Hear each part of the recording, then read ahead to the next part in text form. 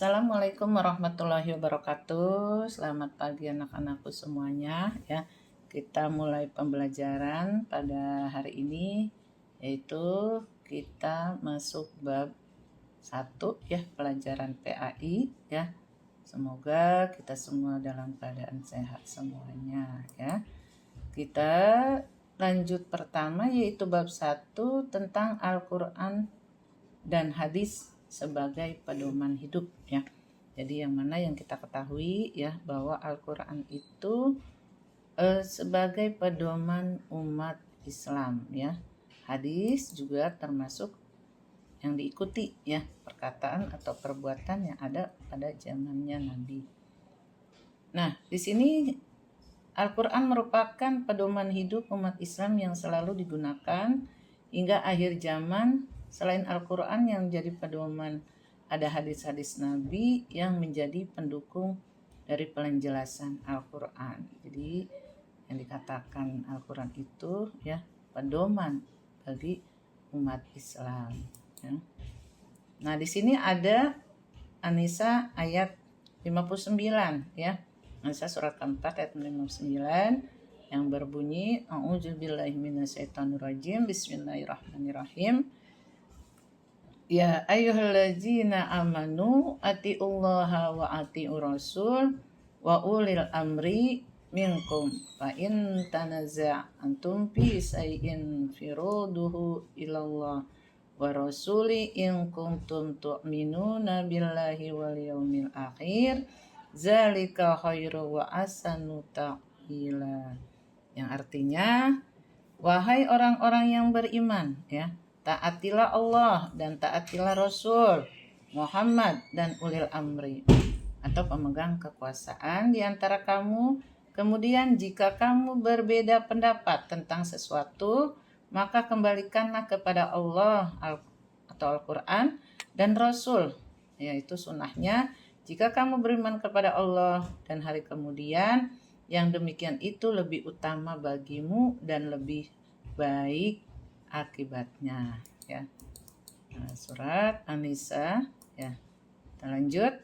Nah, sekarang kandungan kisah surat An-Nisa ayat 59 ya.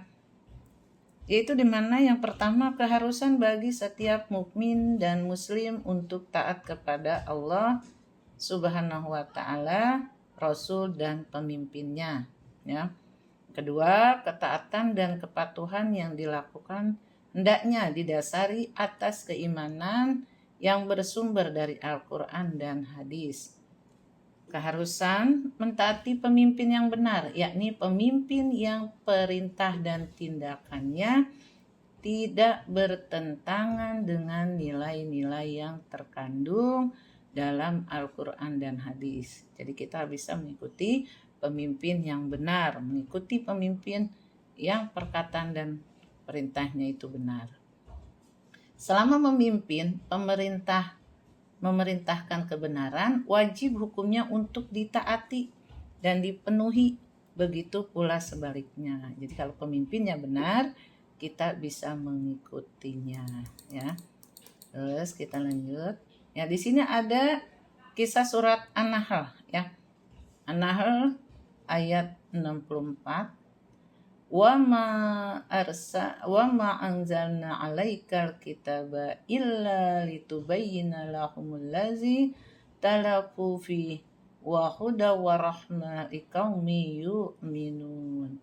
Yang artinya, dan kami tidak menurunkan kitab atau Al-Quran ini kepadamu Muhammad, melainkan agar engkau dapat menjelaskan kepada mereka apa yang mereka perselisihkan, serta menjadi petunjuk dan rahmat bagi orang-orang yang beriman ya. Jadi Al-Quran adalah petunjuk bagi orang-orang yang beriman untuk bisa menyelesaikan permasalahan yang mereka hadapi. Ya, di sini ada kandungan kisah surat An-Nahl ayat 64 tadi.